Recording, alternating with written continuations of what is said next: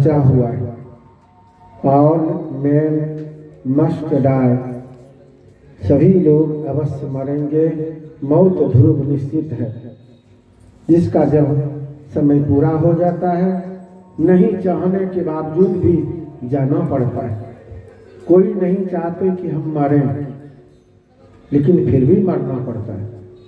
यहाँ का यही खेल है।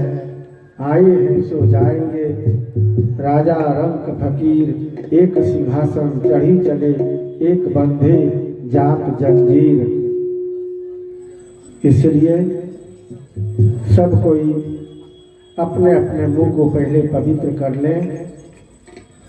बोलिए प्रेम से श्री सद्गुरु महाराज की जय। श्री सद्गुरु महाराज की जय। श्री सद्गुरु महाराज की जय।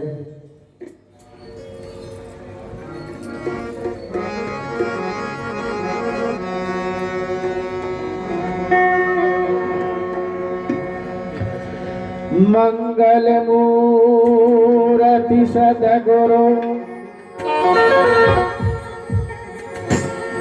मिलवै सर्वाधार।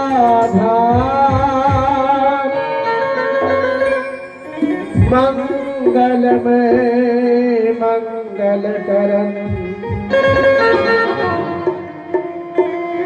बिनबहु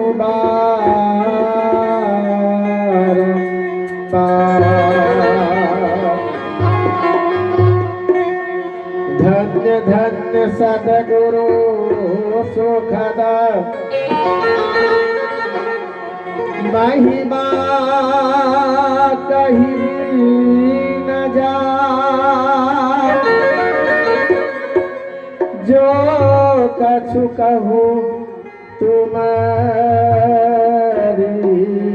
कृपा, मोटे कछु न बसा।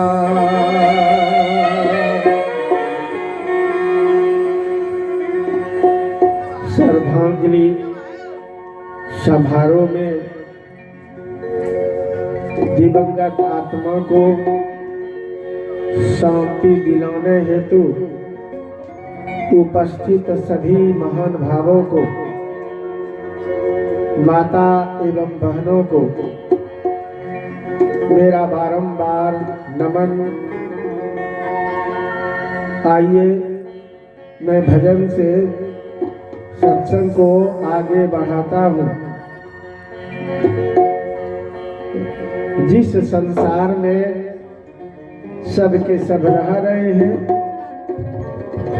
या अपना देश नहीं है या तो परदेश है।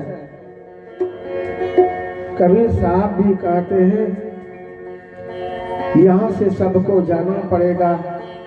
नैहर में कब तक रहेंगे, ससुराल तो एक दिन जाना ही पड़ेगा।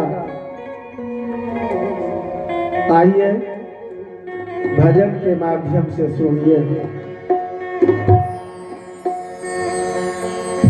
दीन दस नैहरावा खेलिले,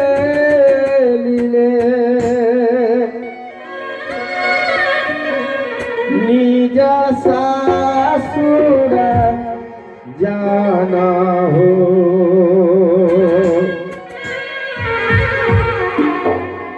दीन दस नैहरावा खेलिले, निज सासुर जाना हो। दीन दस नैहरावा खेलिले, निज सासुर जाना हो। दीन दस नैहरावा खेलिले, निज सासुर जाना हो। दीन दस नैहरावा खेलिले, निज सासुर जाना हो।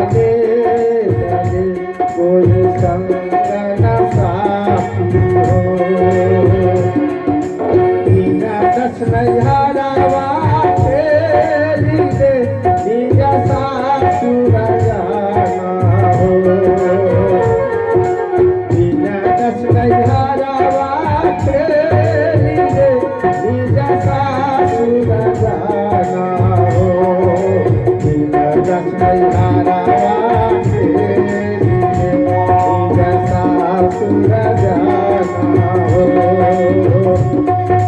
दीन दस नैहरवा तेरी निजा सासुर जाना हो।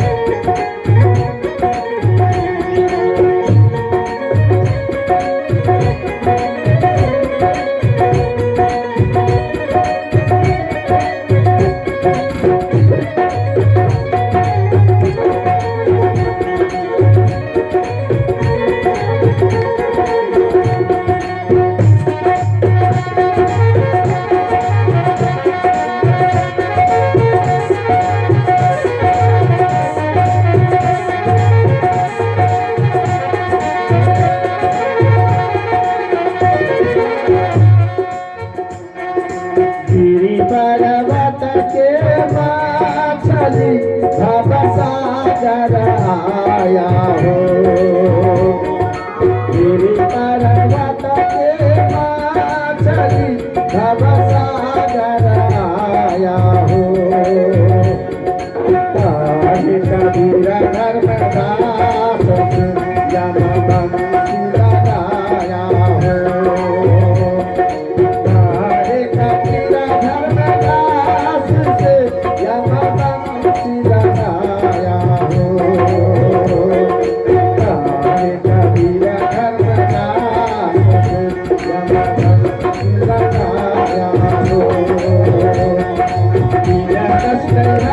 बंसी लगाया हो।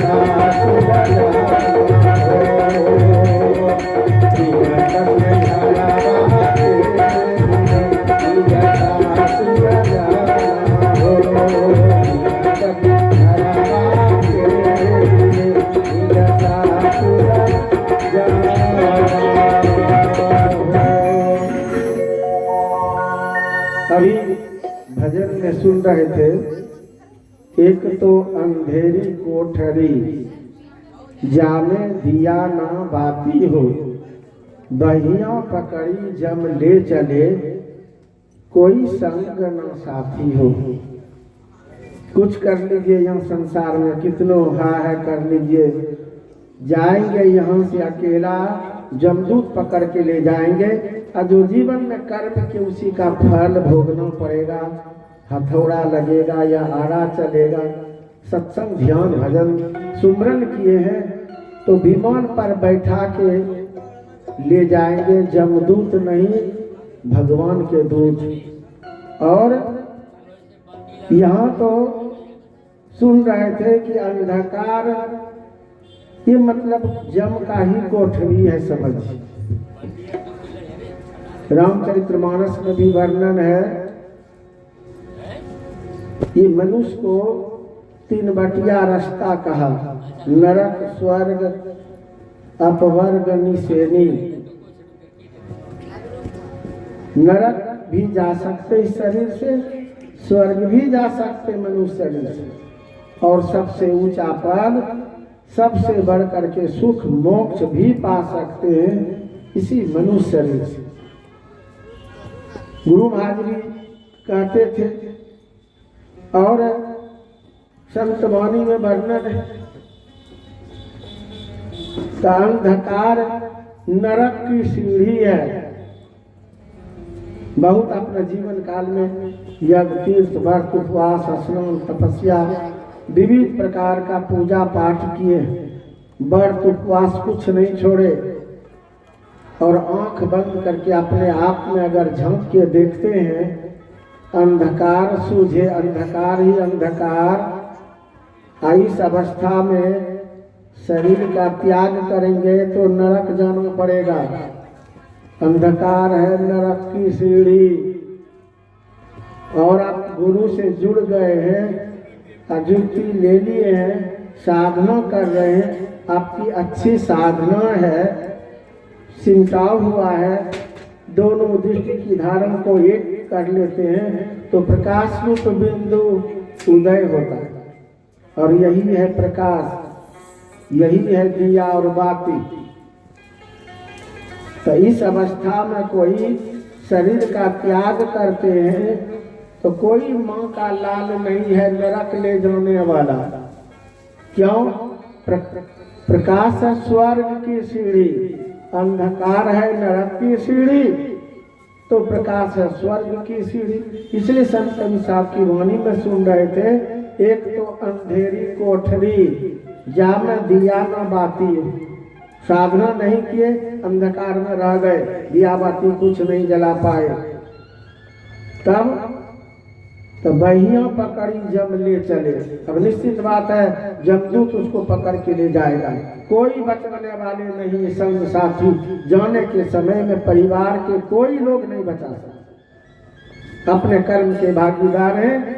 इसीलिए एक तो अंधेरी कोठरी जामे दिया न बाती हो, बहियां पकड़ी जम ले चले, कोई संग न साथी हो।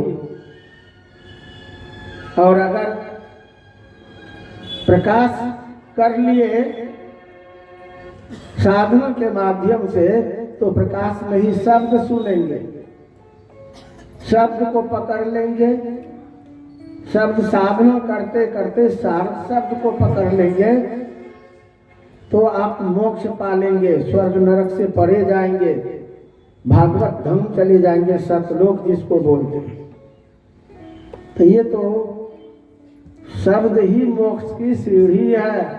जो हाथ पे हाथ धर के बैठे हैं, ध्यान नहीं करते हैं, जुक्ति तक नहीं जानते, निगुड़ा बन बैठे हैं, तो मोक्ष कैसे पा सकता है?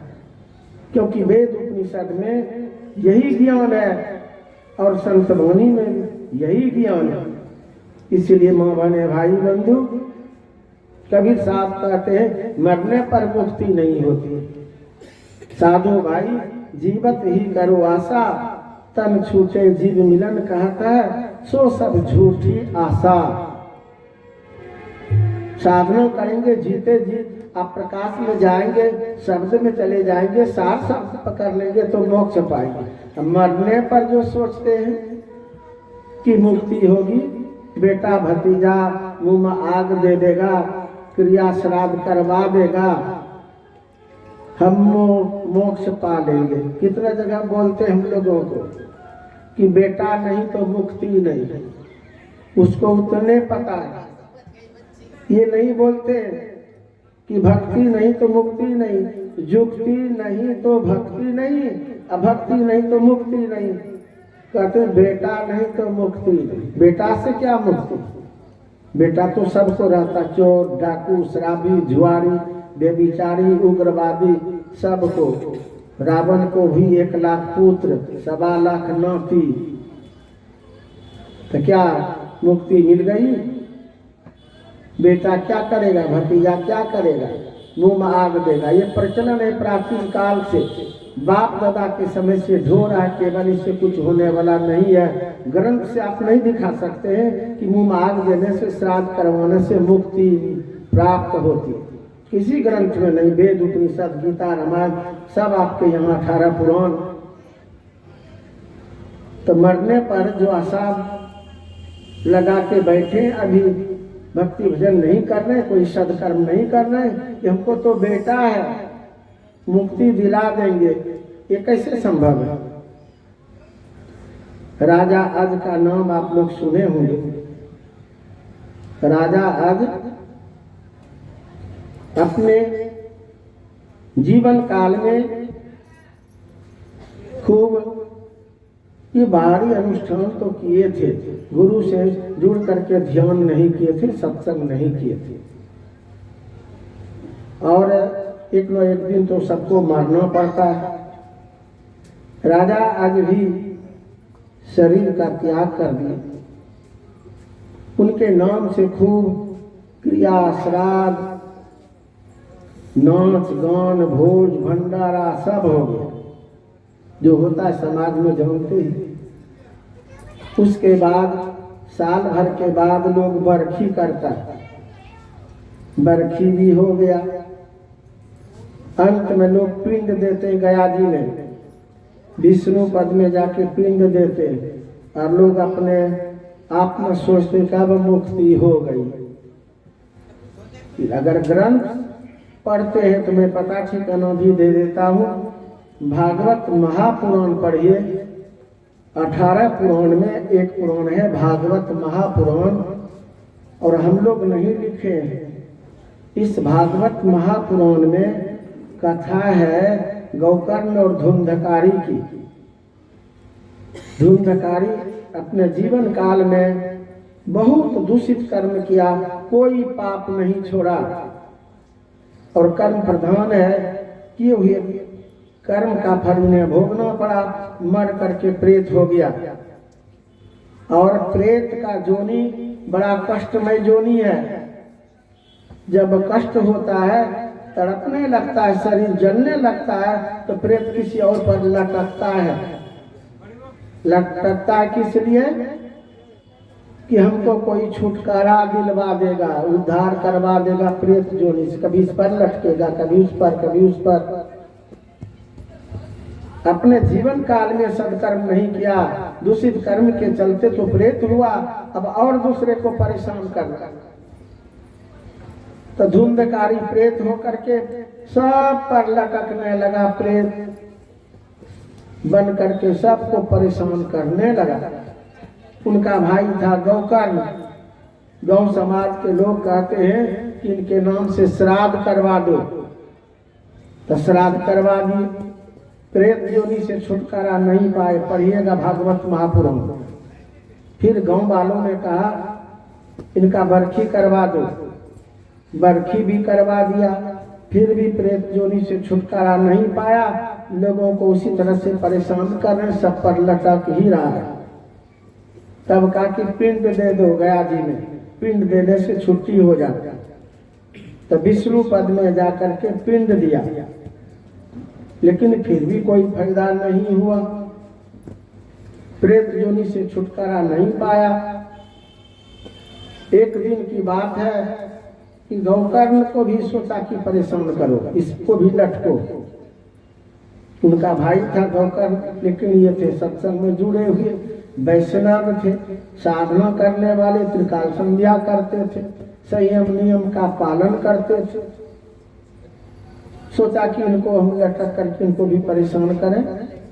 2-4 बार प्रयास किया कि गौकर्ण को भी हम परेशान करें, लेकिन जैसे आगे गौकर्ण के निकट बढ़ता था, धुंधकारी का और कष्ट बढ़ जाता था, शरीर जलने लगता था, उनके तेज से पीछे हो जाता था। कई बार प्रयास किया, नहीं लटक पाया।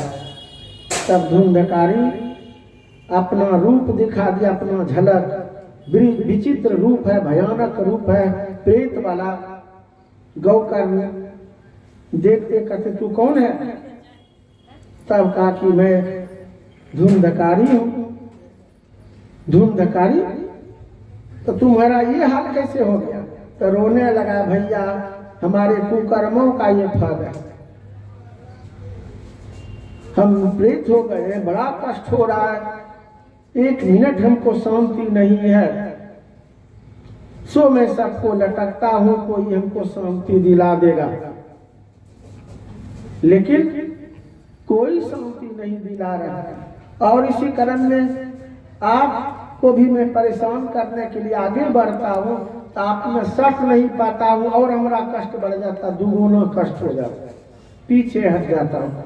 तब गौकर्ण कहते हैं तू क्या, तेरे जैसे लाख करोड़ धुंधकारी मिल के भी हमारा कुछ नहीं बिगाड़ सकता, बाल बाका नहीं कर सकता, क्योंकि मैं निगुड़ा नहीं हूँ, मैं गुरु से जुड़ा हूँ, त्रिकाल संध्या करता हूँ, संयम नियम का पालन करता हूँ, शुचिआचार का पालन करता हूँ। तो तू क्या, तेरे जैसे लाख करोड़ धुंधकारी भी हमारा कुछ नहीं बिगाड़ सकता।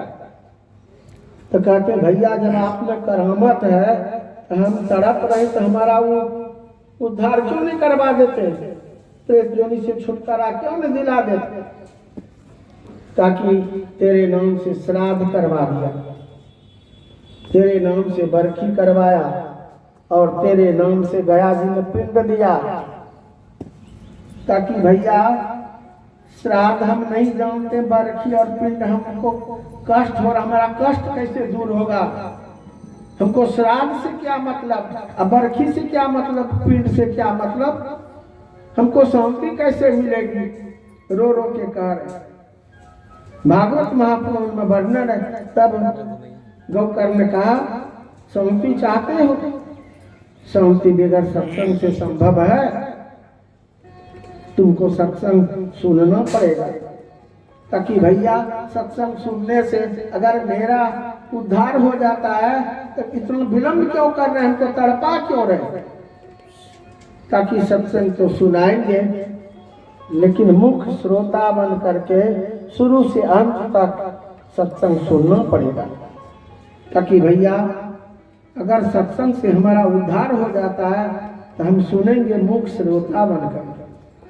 और वर्णन है भागवत महापुराण में, एक बांस में छिद्र था, वो सूक्ष्म रूप से प्रेत उसमें शांत भाव से बैठ के गौकर्ण सत्संग प्रारंभ किए और कर्म कर्म से पूरा सत्संग सुना। भागवत महापुराण में भागवत कथा कह करके संबोधन किया है, इसलिए भागवत पहुँचने वाले कहते हैं भागवत कथा। भागवत कथा कोई अलग नहीं है, सत्संग कोई अलग नहीं है। भागवत कथा भगवान का जो कथा प्रसंग है वही तो भागवत कथा। और सत्संग सत्य का संग, सत्य कौन है? एक परमात्मा ही सत्य है जिसका विनाश नहीं होता है, उन्हीं का गुणानुवाद ही तो सत्संग है। और सत्संग के दो पार्ट हैं, बाहरी सत्संग और आंतरिक सत्संग। गीता में आंतरिक सत्संग का अर्थात ध्यान का भगवान कृष्ण जो महिमा बताए हैं आप पढ़ के देख सकते हैं। सो हम लोग दिवंगत आत्मा को शांति मिले इस हेतु से ध्यान भी किए, क्योंकि ध्यान से बढ़ करके शांति दिलाने का कोई अनुष्ठान नहीं है। और ये सत्संग जिस सत्संग में बैठे हैं इससे सुनने का मौका लग जाता है, इसलिए प्रेत योनि से छुटकारा पा जाता है। तो यहाँ जब लगातार सत्संग हुआ अधुंधकारी पूरा सत्संग सुन लिया शुरू से अंत तक, तो जानते हैं वो प्रेत योनि से छुटकारा पा लिया और देवता का रूप में आ गया। बारंबार प्रणाम करने लगा गोकर्ण को, भैया धन्य है आप, सत्संग सुना करके हमारा कष्ट हरण कर दिए, प्रेत योनि से छुटकारा दिलवा दी।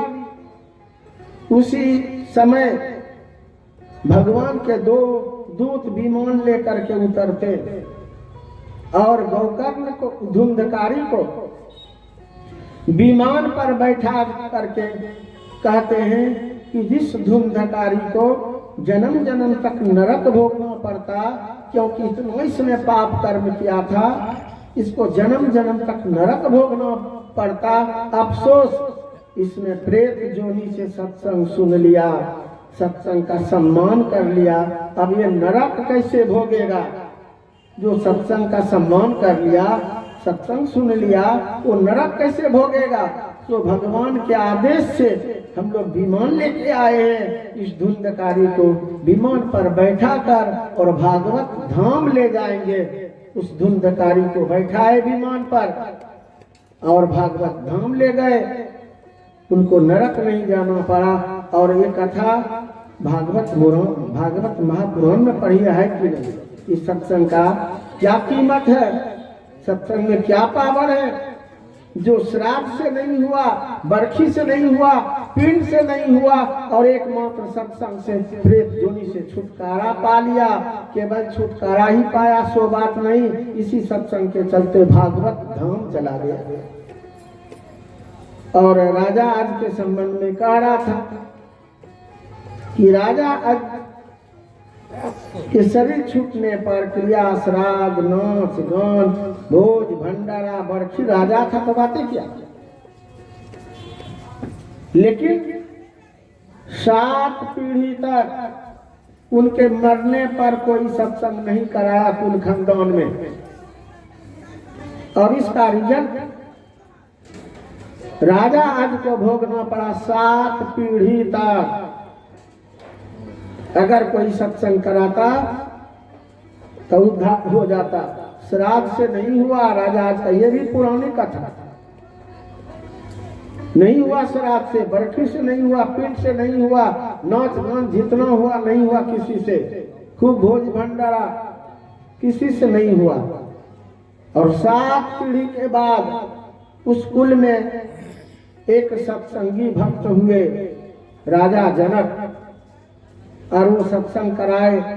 अष्टावक्र गए थे कौहन मुनि का बेटा सत्संग करने के लिए। तो जब मंच पर बैठते अष्टावक्र श्रोतागण वहां सत्संग सुनने के लिए बैठे, इसी बीच एक विशाल अजगर वहां आ गए उस अजगर को देख करके सब लोग भागने लग गए। जान किसको प्यारी नहीं है। अजगर इतना बड़ा था कि 2-4 आदमी को खींच लेता था। सब भागने लग गए। अष्टावक्र ध्यान लगा के देख लिए कि आखिर ये काल कौन है जो सत्संग होने नहीं दिया। ध्यान से सारा का सारा रहस्य जान लिए और सबसे कहते जो भाग रहे, अरे लौटो लौटो, भागो मत, ये किसी का कुछ नहीं बिगाड़ेगा, ये तो सत्संग सुनने के लिए आया, अपना उद्धार करने के लिए आया है। और एक बड़ा रहस्य अभी खुलेगा, एक बड़ा चमत्कार होने वाला है, कहाँ भाग रहा है तुम लोग। ये जो अष्टावक्र कहते तो सब लौट गए और बैठे तो दूर हट हट करके बैठे, निकट नहीं। सब का दृष्टि है अजगर पर। अजगर चुपचाप कुंडली मार के बैठ गए मंच के आगे। आइए लोग दूर में बैठे हैं, सब उसी को देख रहे। कहीं सरकना शुरू करेगा तो भागने का काम रहेगा। सबको डर समा गया था। अब वो अजगर चुपचाप शांत होकर के कुंडली मार के बैठ गया। अष्टावक्र सब रहस्य जान ही लिए थे, सत्संग शुरू कर दिए। जब पूरा सत्संग हो गया तो अजगर एकाएक खड़ा हुआ, सब देख रहे हैं, खड़ा हो गया और देखते देखते वो देवता हो गया।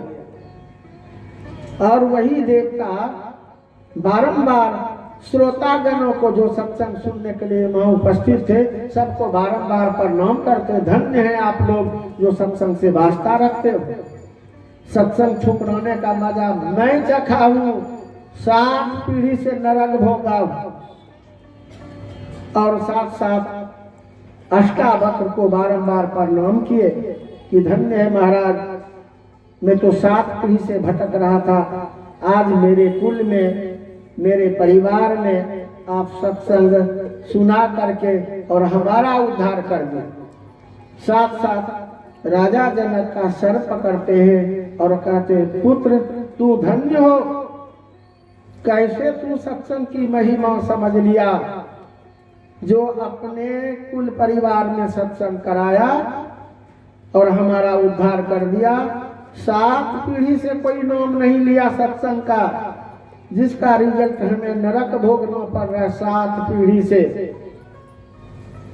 ये वही अजगर कह रहा है और कहते, बेटा तू धन्य हो।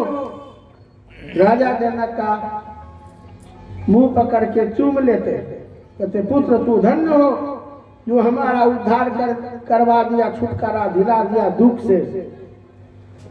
बेटा पहचानता मैं कौन हूं?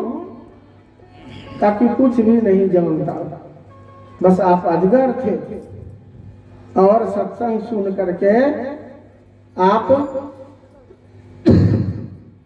देवता हो गए, बस यही हम समझ रहे। ताकि बेटा राजा आज का नाम सुना है। तब राजा जनक कहते, हाँ महाराज, वो हमारे 7 पीढ़ी पहले इस मिथिला का नरेश अर्थात राजा हुआ था, वो हमारे पूर्वज हुए महाराज। तो कहा कि तुम्हारे 7 पीढ़ी पहले मिथिला का नरेश जो हुआ था वो राजा आज वो कौन था? ताकि ये नहीं बता सकते। तब कहा कि बेटा कोई और नहीं, मैं ही था। तुम्हारे 7 पीढ़ी पहले इस मिथिला का जो राजा था, जिसका नाम था राजाज, वो मैं था। आप थे, आप अजगर कैसे हो गए? कहा कि बेटा मैं संत महापुरुषों से नहीं जुड़ा, सत्संग जीवन में नहीं किया। कहा कि अगर सत्संग कोई मेरे गुजरने पर कर देता, इतने लंबे काल तक हमको नहीं भटकना पड़ता। तो कोई नाम तक नहीं लिया सत्संग का, और इसका कारण, इसका दोषी मैं ही हूँ। मैं खुद सत्संग नहीं मानता था, तो लोकेशन बिगड़ गया। आज भी लोग बोलते मेरे यहाँ सत्संग का रौता नहीं है। वो कितना बड़ा महामूर्ख है। मुर्गा मुर्गी खाने का रौता है, बकरा बकरी खाने का, दारू पीने का रौता है। जिस सत्संग से सबका कल्याण होगा उसके लिए रौता नहीं है। शिव जी को तो देवों का देव महादेव कहते हैं सब कोई हिंदू समाज में। त्रिदेव में ये 3 देव मुख है। ऐसे तो देवी देवताओं की संख्या है 33 करोड़, और 33 करोड़ में 3 देव मुख हैं, ब्रह्मा विष्णु महेश, जो त्रिदेव कहते हैं। और त्रिदेव में ये शिव जी है महादेव। महादेव का अर्थ था सबसे बड़ा देव, तो सबसे बड़ा देव है शिव जी। और शिव जी से बेसी सत्संग ध्यान करने वाले कोई महापुरुष नहीं हुए। हमेशा देखिएगा जब भी सत्संग कहीं भी होता है, ग्रंथ में वर्णन है, शिव जी आ जाते कोई इनको भेष लेकर के या सूक्ष्म रूप से। और ध्यान की बात करते हैं तो शिव जी के बराबर में कोई ध्यान नहीं किया। शिव जी का फोटो भी देखिए, अगर ग्रंथ नहीं पढ़ते तो फोटो देखिएगा। शिव जी ध्यान पर बैठे हैं, उनकी समाधि लगी है। अगर ग्रंथ भी पढ़ने का फुर्सत नहीं तो ओम नमो शिवाय सीरियल जरूर देखे होंगे। शिव जी को फुर्सत है ध्यान करने से, ध्यान पर बैठे। अगर ध्यान में कोई फायदा नहीं होता तो जिनको आप महादेव कहते हो ध्यान करते। अगर सत्संग में फायदा नहीं होता तो बड़ा देव महादेव सत्संग में आते, कभी ग्रंथ पढ़ते नहीं। और वो शिव जी से मां पार्वती प्रश्न किया। क्या प्रश्न? अभी पाठ के क्रम में सुने। मैया पार्वती कहती है कि सबसे बड़ा अनुष्ठान, सबसे बढ़ करके कौन पूजा है जिसमें सबसे बेसी फायदा हो जाए। सबके मन में ये बात होती होगी, क्या करें हम, नवरात्रि करें कि शिवरात्रि करें कि चोरचंदा करें कि जितिया करें कि तीज करें कि बड़का पर्व करें, सोमवारी व्रत करें कि मंगलवारी कि गुरुवारी, शुक्रवारी, शनिवारी, रविवारी के एकादशी करें, कार्तिक स्नान करें कि बोल बम जाके जल चढ़ावे। मन में तो बात होती होगी सबसे बढ़ करके कौन अनुष्ठान है, किस अनुष्ठान में सबसे बेसी फायदा। यही बात मां पार्वती के मन में हुई कि सबसे बेसी फायदा किस अनुष्ठान में है। शिव जी देवों के देव महादेव हैं, ज्ञानी ध्यानी है, उन्हीं से पूछ लो। जब शिव जी से मैया पार्वती प्रश्न करती है तो शिव जी उत्तर में बताए। और अभी आप 7वें सोपान रामचरितमानस से पाठ सुने, भगवान शिव के उपदेश को सुने। क्या बताए? गिरजा संत समागम सम न लाभ कछुआन, बिनु हरि कृपा न होई सो गावही वेद पुराण। बना के हम लोग पंक्ति सुना रहे। क्या रामचरितमानस मानते हैं? रामायण मैं सबसे पूछता हूँ, जो सत्संगी नहीं उनसे भी पूछता हूँ। अगर मानते हैं तो उत्तरकांड पढ़ी है कि नहीं? अभी तो पाठ अगर ध्यान से सुने होंगे तो बात समझ में आ गई होगी। अगर नहीं सुने पाठ तो पुनः रामचरितमानस, तुलसीकृत रामचरितमानस का उल्टा करके पढ़िए आप 7वें सोपान। क्या कह रहे हैं शिव जी, तब हमसे बात कीजिए। आज सब जगह शिव चर्चा का होने लगा। शिव चर्चा भी किस तरह का, खाली गीत मंगल गा लिया। अब मच्छर खौखी सब मछलियों ने छोड़ दी, मांस मछली अंडा सब चलिए रहा। शिव जी ऐसे हैं क्या साकट कि वैष्णव है? सब लोग भरमार खाने में लगे हैं, कहते हम शिव जी के भक्त। शिव जी हम क्या कह रहे हैं? हे गिरजा, संतों का समागम अर्थात उनकी संगति सत्संग मिल जाए, इसके समान दूसरा कोई अनुष्ठान ही नहीं है। और गिरजा, ये सत्संग जब तक हरि की कृपा नहीं होगी तब तक सुलभ मनुष्य को नहीं होगा। बिनु हरि कृपा न गावही सो, बिनु हरि कृपा न होई सो गावही वेद पुराण। शिव जी का ये सत्संग की महिमा है। इसलिए जब सत्संग हो जाता है जिनके नाम से उनका परम कल्याण होता है। और देखते हैं बहुत जगह सत्संगी भी नहीं है। अब वो ग्रंथ पढ़ लिया, सत्संग सुन करके सत्संग का महत्व समझ लिया, सब खाने पीने वाले, घर में कोई सत्संगी नहीं।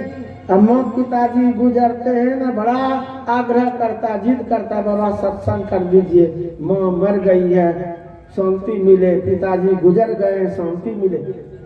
मैंने कई जगह पूछा कि आप लोग सत्संगी नहीं है, तो नहीं है तो क्या, माँ को शांति मिलेगी, पिताजी को शांति मिल जाएगा, क्योंकि सत्संग के बिना कल्याण नहीं होता है। वही खुद करने लगा। तो हम लोगों को फिर सत्संग करना पड़ता है, इतना आग्रह करता है तो सत्संग करना पड़ जाता है। माँ बहने भाई बंधु, ग्रंथ में जिस सत्संग में अभी उपस्थित है कितना कीमत है। तो मैं कह रहा था राजा आज के संबंध में, वही कह रहे हैं राजा जनक से कि बेटा तू कैसे सत्संग का महत्व समझ लिया, और 7 पीढ़ी तक तो कोई नहीं कराया अपने कुल में, अगर पहले कराता तो हमारा उद्धार कभी हो जाता, तो कोई नहीं कराया। इसके लिए मैं दोषी मैं ही हूँ, क्योंकि लोकेशन में खराब कर दिया, इसलिए मेरे गुजरने के बाद 7 पीढ़ी शून्य हो गया। बेटा फिर तू कैसे सत्संग का महत्व समझ लिया, जो कराया और आज हमारा उद्धार करा दिया। ये सत्संग में वो पावर है कि 7 पीढ़ी के भटके हुए नारकी लोगों का उद्धार हो जाता है। ये सत्संग में पावर है माँ बहने भाई बंधु। इसीलिए लोग श्राद्ध तो करते हैं, देखा देखी, नहीं करेगा तो गोतियालिया विरोध करेगा, गांव समाज विरोध करेगा, कर कुटुंब विरोध करेगा, क्योंकि उनको ज्ञान पूरा नहीं हो पाया है, इसलिए विरोध करेगा।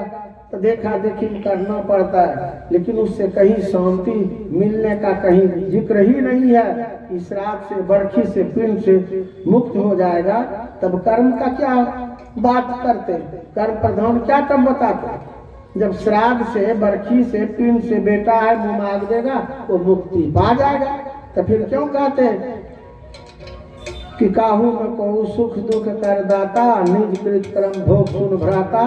द्वितीय सोपान अयोध्या कांड पढ़िए, लक्ष्मण जी कर कोई किसी को सुख दुख नहीं देते, सबको अपने किए हुए कर्मों का फल भोगना पड़ता है। ऐसी रामायण में है, कर्म प्रधान विश्व करी राखा, जो जस करही सो तस फल चाखा। जो जैसा कर्म करेगा उस कर्म का फल उसे भोगना पड़ेगा। बेटा पोता क्या कर देगा मुँह मांग देने से। और लोग बोलचाल की भाषा में गांव समाज में भी बोलते, जैसा कर्म करेगा वैसा फल देगा भगवान, यह है गीता का ज्ञान। दारू पीने वाला भी बोल रहा है, मुर्गा मुर्गी खाने वाला भी बोल रहा है, उसको पता ही नहीं कि हमारा कर्म क्या हो रहा है, लेकिन बोलता है जैसा कर्म करेगा वैसा फल देगा भगवान। अगर मूर्ख को ज्ञान हो जाता तो उस कर्म में सुधार नहीं लेता, सो केवल बोलता है लोग। तो मेरे कहने का भाव था कि आप खुद बोलते हैं, सब कोई जानते हैं कि जो जैसा कर्म करेगा उसका फल भगवान भोगवाएगा। तो बेटा मुँह मांग दे कि नहीं दे, क्या फर्क पड़ने वाला है, श्राद्ध बरखी से क्या होने वाला है।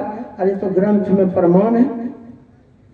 हम लोग प्राचीन काल से, बाप दादा से या आदि काल से इसको ढो रहे हैं, लाभ का कुछ है नहीं। लाभ जब भी होगा तो सत्संग से, ध्यान से ही होगा। परंपरा केवल बन गया है, इसको ढो रहा है लोग। परंपरा कैसे बनता है जानते हैं? एक जगह एक व्यक्ति मर गया था, तो बेटा लोग भोज भंडारा श्राद्ध के अवसर पर दे रहा था। तो बहुत लोगों को निमंत्रण दिए थे, बहुत सामग्री बनाए, सब्जी अभी चढ़ा हुआ था, बड़ा सा डग में पूरा भोज का सब्जी उसी में है। अब सब्जी करीब करीब और सब्जी बन चुकी थी, अब उतारते लोग, अब विजय कराते। इतने देर में क्या हुआ, एक छप्पर से दूसरे छप्पर बिल्ली तड़प रही थी। संजोग खराब, बिल्ली उसी में सब्जी वाला डग में गिर पड़ी। सब्जी तो खोल गई थी पूरा, अब बिल्ली उसी में गिर गई, उसी में मर करके धड़फड़ा करके मर गई। भारी आफत, रात्रि का भोज था। फिर उतना सब्जी कटवाने में गलाने में घंटा 2 घंटा लग जाएगा। लोग खाएंगे नहीं, निंदा शिकायत करते हुए चले जाएंगे। तो भारी आफत। घर का जो मालिक था कारीगर से कहा कि देखो मेरी बेइज्जती केवल नहीं, तुम्हारी भी बेइज्जती होगी कि कैसा कारीगर था, समय पर नहीं दे सका, सब भूखे भाग गए।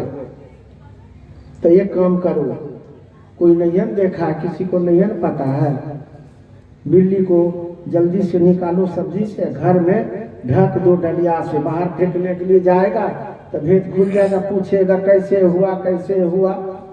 तो एक काम करो, घरे में रख दो, डलिया ढक दो, किसी का नजर नहीं पड़े, अब विजय करा दो।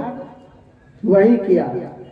बिल्ली को वहां से मर गई थी, बिल्ली सीज गई थी, बिल्ली चमड़ा तमड़ा उधर गया था। अब बिल्ली को निकाल करके घर में ले जा करके रख के डलिया ढक लिए, अब विजय करा दी। तो जो मालिक था ना, उनका भी छोटा बेटा था, तो साथे साथ देखते ना बच्चा अपने पिता के साथ में, बाप के साथे साथ इधर उधर जाएगा, था छोटा, वो सब देख रहा था। सब खाए भरदम, हाथ मुंह धो करके जाते, हाँ देखो इसी का नाम है भोज। सब्जी कितना स्वादिष्ट, संजोग से बढ़िया सब्जी बन गई होगी। कभी कभी नहीं देखते कारीगर बढ़िया बना देते, कभी कभी दब भी संजोग की बात है। तो संजोग से सब्जी बढ़िया बन गई। अब सब लोग जा रहे हैं ना खा करके, किसी का बड़ाई नहीं, उतना वैरायटी है सब्जी बेजोड़। भोज का सब्जी इसी तरह का होना चाहिए। अब बचवा जो था ना वो सबका सुन रहा था। तब तक वो बचवा बड़ा हो गया, उनका बाप मर गया, तो ये भोज देने लगा, सबको निमंत्रण दिए, सब कुछ बनवा लिए। ख्याल हो गया सब्जी पर, पिताजी तो सब्जी में बिल्ली मार करके घर में डलिया से ढक दिए थे, तब सब कोई बड़ाई किए थे। ये नहीं करेंगे तो लोग बड़ाई नहीं करेंगे, तो करना पड़ेगा। समाज में बिल्ली खोज करके लाया, सब्जी में दे के मार करके फिर घर में डलिया से ढक दिया, तब विजय कराया। ये उनके यहाँ परंपरा बन गया। दादा किया था, बाप किया, बाप के बाद बेटा किया, बेटा के बाद पोता किया, रौता हो गया उनके। तो ये मेरे यहाँ ये प्रचलन है, वो नहीं देगा तो देवी देवता नाराज हो जाएंगे, भगवान नाराज हो जाएंगे, ये बड़का आफत है, वो तो करने पड़ेगा। ये परंपरा चल गया। उसी तरह से ये जो मुंह जलाने वाला है ना, ये बाप दादा से परंपरा चल गया, ये जल्दी आसानी से हटेगा नहीं। और क्या लाभ होता है नहीं होता है, इसको जरा समझ लीजिए। कोई गुजर जाता है, शरीर छोड़ देता, तुरंत छूतक सवार हो जाएगा, तुरंत, देर भी नहीं लगता। मुर्गा मुर्गी बकरा बकरी घरे में मार के खा लेगा, कोई छूतक नहीं होगा। अब माँ बाप जो सारा जीवन लगा दिया, जीवात्मा निकल गया तो छूतक तुरंत हो गया। लोग कहेगा करे जल्दी से हटाओ, घर में रखता है, बाहर कर देगा तुरंत। अब वो सारा जीवन है कर रहा था, मेरा मेरा कर रहा था, घर मकान मेरा, बेटा बेटी मेरा, सब संपत्ति खूब मेरा। और जरा सा जीवात्मा निकल गया, तुरंत गिरना छूता, तुरंत बाहर कर दिया। और सबसे भयंकर छूतक हल्दी तेल में होता। सब कहेगा हल्दी तेल नहीं खाना, खाली यही सीखा हल्दी तेल नहीं खाना। हल्दी तेल में क्या था? मैं पूछा किसी जगह तक, क्या कहा? ताकि शौक है ना बाबा, तो हल्दी तेल नहीं खाना चाहिए छूतक में। मैंने कहा कि ठीक है, नहीं खाने से खाइए कि नहीं खाइए क्या अंतर पड़ता है, लेकिन हल्दी तेल में सुख है। माँ पिताजी गुजर गया, तिरंगा पुड़िया चबा रहा है, खूब गाली कर रहा है माल मवेशी के तरह। गाली तो माल मवेशी करता है, लेकिन पढ़ा लिखा बाबू सब भी खूब गाली करता दिन भर। देखे मुंह चल रहा, पेट नहीं भरा चावल रोटी से, वो गाली करेगा। तिरंगा पुड़िया ठूस दिया, अब माल मवेशी की तरह खूब गाली कर रहा, पागुल कर रहा। इच्छू तक में तिरंगा पुड़िया चलेगा, कोई शौक नहीं है। खैनी बीड़ी सिगरेट तिरंगा पुड़िया गांजा भांग ताड़ी दारू सब चल जाएगा शौक में, इसके लिए शौक नहीं है। हल्दी तेल में शौक है, छूतक है। ये न समझ लोगों में ये बात ये बैठ गई। क्या कहा जाए? अच्छा चलिए हल्दी तेल नहीं खाना था तो नहीं खाना। क्या होता है वहां, पहले ले जा करके बेटा मुंह जलाएगा, और मुंह क्यों जलाता है पूछेंगे तो नहीं बता पाएंगे। आदि काल से ढो रहे बाप दादा से। सबसे मैं पूछता हूँ कि मुंह अग्नि क्यों दी जाती है, क्या रीजन है, क्या कारण है मुंह में आग देने का? पढ़े लिखे लोग हैं, सत्संगी बिना सत्संगी सब तरह के लोग हैं, सब ये कार्य करवा रहे कर रहे। तो मैं पूछता हूँ कि मुंह में अग्नि क्यों दिया जाए, क्यों मुंह अग्नि दी जाती है?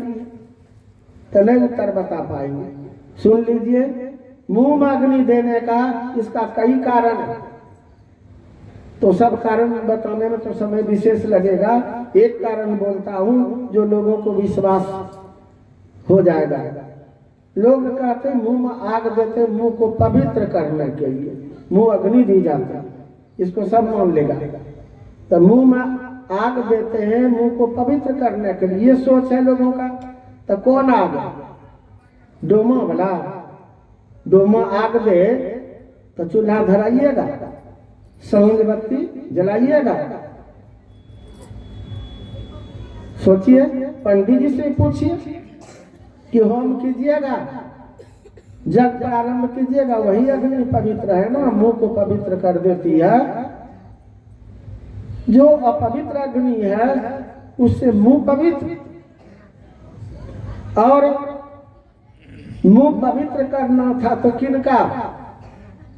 जिनका मुंह अपवित्र हो, कि जिनका पवित्र हो उनका भी पवित्र मुंह किनका है और अपवित्र किनका है? जो खूब तिरंगा पुड़िया गांजा भांग ताड़ी दारू मांस मछली खा खा करके मुंह को पवित्र कर बैठा है, खूब गाली बकता है दारू पी पी के, उनका मुंह कभी पवित्र होने वाला है? और जो सत्संगी है वैष्णव है, कभी तिरंगा पुड़िया गांजा भांग ताड़ी दारू मांस मछली अंडा मुंह में नहीं दिया, अन्य तो सुबह शाम भगवान की स्तुति करते हैं, जप ध्यान सुमरन करते हैं, ऐसे महापुरुष का भी मुंह अपवित्र होती है क्या? एक में सबको मिला देते हैं। मुंह जलाना था तो उनका जो खूब दारू पिया गाली बका है मांस मछली अंडा खा के अपना मुंह अपवित्र कर बैठा है, उनका न मुंह जलाते कि जो भक्त है उनका भी। तो यहाँ समाज ऐसा है कि सब का ये प्रचलन बना दिया। और आप लोग जानते होंगे संत महापुरुषों का मुंह अग्नि दी नहीं जाती, मुंह में अग्नि नहीं दी जाती। चिता अग्नि जलाने के लिए, शरीर को जलाने के लिए चिता अग्नि दी जाती। मुंह अग्नि क्यों? बड़े बड़े संत महापुरुष जितने होते हैं आप लोग जानते होंगे, शरीर छोड़ने के बाद मुंह अग्नि नहीं दी जाती। यहाँ भी हमको बुला के लाए, हम बोले कि ब्रह्मचारी थे, इनको मुंह अग्नि नहीं दीजिए। तो बोले हमको बताए कि बाबा जैसे बताए वैसे किए। कुप्पा घाट में गुरु महाराज शरीर का त्याग किए थे तो मुंह अग्नि नहीं दी गई थी। संसेवी जी महाराज शरीर का त्याग किए, मुंह अग्नि नहीं दी गई। संसेवी जी महाराज के पहले सिरधर बाबा गुरु महाराज के प्रथम शिष्य थे, मुंह अग्नि नहीं दी गई थी। मनियारपुर में साई स्वामी जी महाराज मोती बाबा जितने सन्यासी शरीर त्याग किए, मुंह अग्नि नहीं दी गई थी। और हरिद्वार जाके देखिए, समझ में बात आएगी। यहाँ भी हम जहाँ जहाँ थे हम मुँह अग्नि नहीं देने दिए। छोटू बाकी वहाँ साहब तो मुँह अग्नि देने के लिए पूरा मार घाट पर जलाने के लिए सब लोग एक तरफ हो गए। मैंने कहा कि नहीं, सन्यासी था और शिष्य भी मेरा था, हम ये नहीं होने देंगे अद्भुत खेल। तो उनको वहाँ चिताग्नि दिलवाए। यहाँ भी गोविंद बाबा शरीर का त्याग किए तो मुँह अग्नि नहीं देने दिए। मुँह आग देने से क्या हो जाएगा? तो यह कहने का भाव था कि मुंह अग्नि दे दिए, शरीर में चिता में आग देते हैं तो मुंह नहीं जलेगा, सब भी जल के राख हो जाएगा, तो मुंह बके रह गया। लेकिन अलग से मुंह अग्नि दो, ये प्रचलन बाप दादा से जो ढो रहे हैं, किसी ग्रंथ में हम लोगों को ये हित करने बुझाता है। और देखिए मुंह अग्नि दिए, खूब कहेगा कि जलेगा दारू पी करके। ये कहाँ से विध लाया है कि दारू पीने वाला ही जलाएगा, दारू पी के तब जलेगा? मार लाठी डंडा खूब देता है, अपने सामने में सब परिवार वाला मिल करके ये बेइज्जती कैसे करवा रहे हैं? कोई सम्मानित व्यक्ति हो और उसको लाठी डंडा दिलवा रहे हैं आप। क्या 1-2 कुंटल बेसी लकड़ी जल जाता तो क्या हो जाता? तो लोग क्या क्या परंपरा ढो रहा है। और जानते हैं फिर सब मिल करके पंच काट दिया, एक लकीर खींच दिया, डोमों से खिंचवा दिया, और क्या बोलते हैं, तुम्हारा कोई नहीं, हम लोग सारा जीवन रहा है क्या? और देखिए रेखा खींच के कहते तुम्हारा कोई नहीं है, हम लोग तुम्हारे नाम से रेखा खींच दिए, उधरे रहो उसी पार में। उस पार में क्या करेगा? बालू नोपेगा कि पानी गर्म करेगा? ये प्रचलन देखिए कैसा है बाप दादा। इससे क्या हुआ? पंचकाठ देने से, पंचकाठ दे दिए, हलवाई जी के दुकान में पहले ऑर्डर दे दिए, सब आए। हल्दी तेल छूत तक में नहीं खाना था, अब वहाँ हल्दी तेल बोलते हैं। हल्दी तेल लहसुन प्याज सब भरदम दे करके बनवा लिया है। अब गोतिया नया सब बेटा भतीजा मिल के भरदम घींच लिया है। अब बेसी बन गया ना, जो छूतक में बचा था हल्दी तेल का परहेज कर रहा था, वहां से उठा पुठा के ले आया, यहाँ भी सबको खिला दिया। छूतक कब घुसा? रात में कि दिन में कि 2-4-10 दिन के बाद ये खेल चल रहा है। अब हम लोग बोलते हैं तो लोगों को गुस्सा होता। मैं आप लोगों से पूछता हूँ कि छूतक कब घुसा, सो बताइए। हल्दी तेल नहीं खाना था तो क्यों दिलवाए? वहाँ सब मिलके क्यों खाए? घर क्यों लाए? अब बाद में ढकोसला नखरा बन गया, हल्दी तेल नहीं खाओ। कैसे समझेंगे कि बढ़िया आपका कार्यक्रम चल रहा है? और जानते हैं खा पी करके सब आएगा दरवाजे पर तो घर में घुसेगा। अब भी देखिए कैसा कैसा विध है, उल्टा पुल्टा नखरा वाला सब। दरवाजे पर आएगा तो सबको शक है कि पीछे पीछे आ गए हो, तब कौन आएगा? मुंह जलाए, शरीर जलाए, लाठी डंडा दे के हड्डी पसली तोड़ ताड़ दिए, सब जला के राख बना दिए, पंचकाठ दे दिए, आएगा कौन? फिर भी दरवाजे पर आकर के थूक फेंकते उनके नाम से, तुम्हारे नाम से थूक फेंक रहे हैं। तुम्हारा कोई नहीं, घर परिवार तुम्हारा नहीं है, बाल बच्चे नहीं है, तू मत इधर आ, तुम्हारे नाम से थूक फेंकते। बढ़िया बढ़िया विध है ना। और अब देखिए अब खेल शुरू होगा। एक हाथ गड्ढा भूमि में ये मतलब खोल देगा, सब सेवक साहब मत पूछे, सेवक का कमी नहीं। हम लोगों को तो हंसी आती है, मरने पर खूब पानी दे रहा है मुंह जाएगा भीतर। दही चूड़ा कहते खिलाओ, पान खिलाओ, ये सब ढकोसला। पान दो मुंह मार, दही चूड़ा खा लिया, पान। और लोग तो हद कर देते, दान पुण्य नहीं करेगा, सब तो निकाल लेता है। जन्म जेवर कुछ भी होगा ना सब, अब मुंह कहेगा जरा सोना दे दो, सोना चला जाएगा, सब जल के राख हो जाएगा। शरीर में कुछ बच जाएगा तो डोमा में मटकी मार रहा है। पहले तो यहीं खोल लेता, निकाल लेता, और वहां भी डोमा घाट पर मटकी मार रहा, कफन तपन सब ले लेगा, जेवर छोड़ देगा। उलट पुलट सब खेल चल रहा है। सेवक सब देखिए, वो एक हाथ जो गड्ढा खोदवाया ना, उसमें दूध पिला रहा है, पानी पिला रहा है, लावा खिला रहा है। ये मूर्ख पता की बात है कि नहीं? जीवित काल में खूब पानी पिलाते, तड़पने नहीं देते, प्यास से मरने नहीं देते, दूध पिलाते, फल खिलाते, खूब मेवा मिष्टान खिलाते। कौन मना करता माँ बाप का सेवा करने में? लेकिन नहीं, उस समय तो 2-4 बेटा है ना, किसी को मतलब नहीं, 2-4 पुत्र वधू है, कोई मतलब नहीं, मरने पर सब भक्त बन जाता। इस तरह का उलट पुलट सब खेल चल रहा है। और अब आएगा महापातर, ये तो और गजब का खेल करता है। महापातर क्या करता है? श्राद्ध कौन से शुरू होता है, कभी गौर किया कोई? हम ही लोग मंत्र बना के दिए उसको क्या? अगर नहीं अभी तक ध्यान दिए हैं तो आगे कहीं श्राद्ध हो, शुरू से रहिए और सुनिए। बात नहीं मिले तब हमसे बात कीजिए, हम कहीं दूसरे जगह नहीं रहते। श्राद्ध कहां से शुरू होता है? प्रेत भवा से। प्रेत भवा संस्कृत में बोलता है, लोग समझ नहीं पाता है। प्रेत भवा का अर्थ होता है प्रेत हो जाओ। माँ बाप को प्रेत बनवा रहे कि मुक्ति दिला रहे? सो मैं पूछता हूँ सबसे। और अगर नहीं बोले प्रेत भवा तब ना हमसे कहिएगा, शुरू से रहिएगा। और जानते हैं मैं आप लोगों से पूछता हूँ, आप जो भोजन खाते हैं किस हाथ से खाते हैं? बायां हाथ से या दाहिना हाथ से? सब कहेंगे कि दाहिना हाथ से।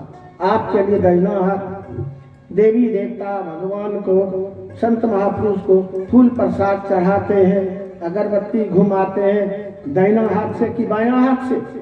कहेंगे दाहिना हाथ से।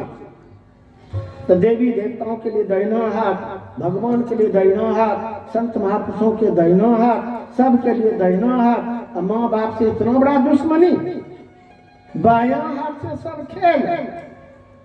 ग्रंथ में बायां हाथ का किया हुआ अनुष्ठान फलीभूत नहीं माना गया, क्योंकि इस बायां हाथ से मल मूत्र धोते हैं, इसीलिए इस हाथ से भोजन नहीं खाते हैं, भोजन परोस के नहीं खिलाते हैं, फूल प्रसाद नहीं चढ़ाते, क्योंकि ये बायां हाथ वो पवित्र माना जाता है।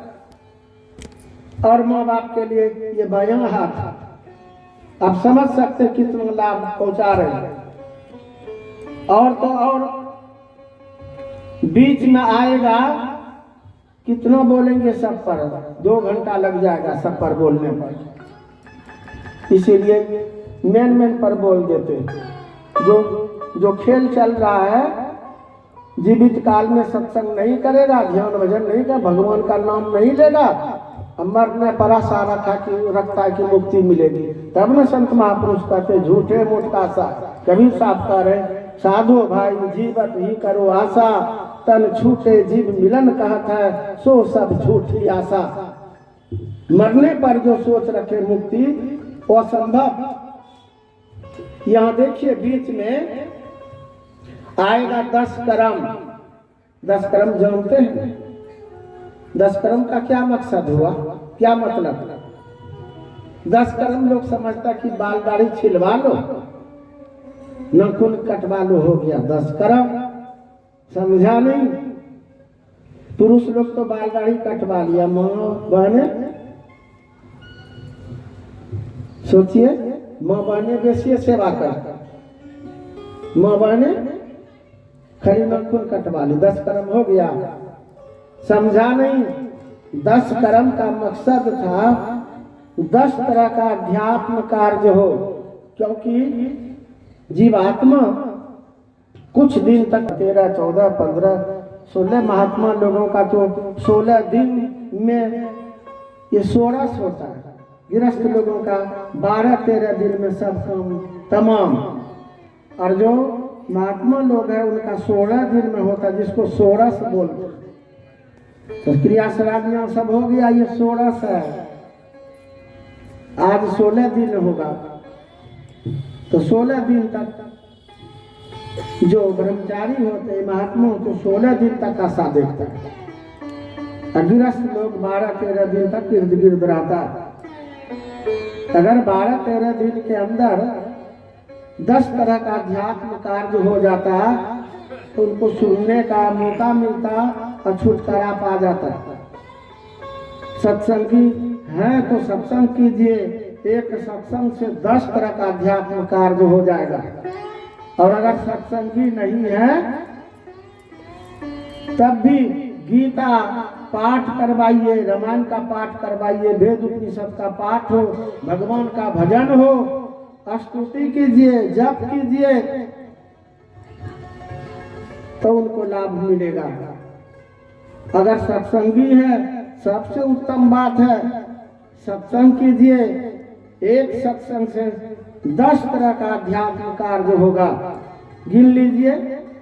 सबसे पहले हम लोग स्तुति किए,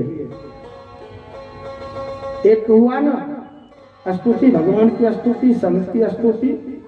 भगवान कहते हमसे भी बढ़ करके संत है, संत कृपा कर दे, गुरु की कृपा हो जाए तो जीवात्मा नहीं भटक सकता। तो हम लोग पहले स्तुति किए, स्तुति के तुरंत बाद ध्यान किए। सुनने ना आप लोग, दिवंगत आत्मा को शांति मिले इस हेतु से ध्यान करो। ध्यान में 4 कार्य होता है। जो अच्छे साधक हैं, संत मत वालों को तो जरूर पता होगा, और मत के हैं जो ज्ञानी ध्यानी हैं, ग्रंथ अध्ययन किए हैं, उनको भी पता होगा। ध्यान में 4 कार्य कौन कौन? मानस योग, और मानस योग में 2 काम किया जाता है, मानस जप, मानस ध्यान। मानस जप से शुरुआत होता है।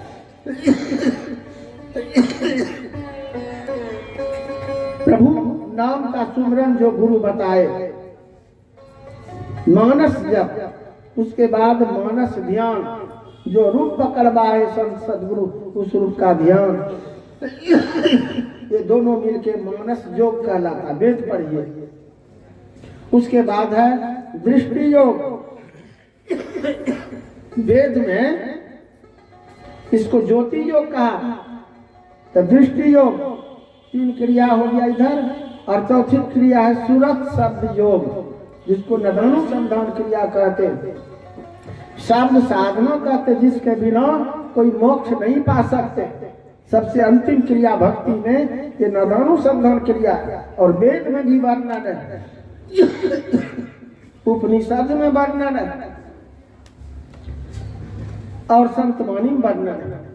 कबीर साहब भी कहते साधो शब्द साधना कीजिए। लोग नहीं समझ पाते, बात अलग है, लेकिन ये अंतिम क्रिया है शब्द साधना। तो 4 क्रिया हो गया ध्यान में, एक स्तुति किए, 4 इधर ध्यान में 5, फिर ग्रंथ पाठ रामचरितमानस से पाठ करवाए। कितना हो गया? 6 हुआ? नहीं हुआ? 6। एक स्तुति, 4 ध्यान में, 5 ग्रंथ पाठ, 6। उसके बाद एक गुणनवाद सत्संग चल रहा है। कितना हो गया? 7 हुआ ना। और फिर अंत में हम लोग आरती करते हैं। आरती का मतलब होता है अपने आप को भगवान पर अर्पण करना से। आरती तो कितना हो गया? 8। जिससे चलता बनता है तो हाथ झुलवाते, और नहीं चलता बनता तो प्रसाद वितरण करवा देते। तो कितना हो गया? 9 हुआ। एक हम अंत में श्रद्धांजलि दिलवाएंगे जो लोग नहीं जानते।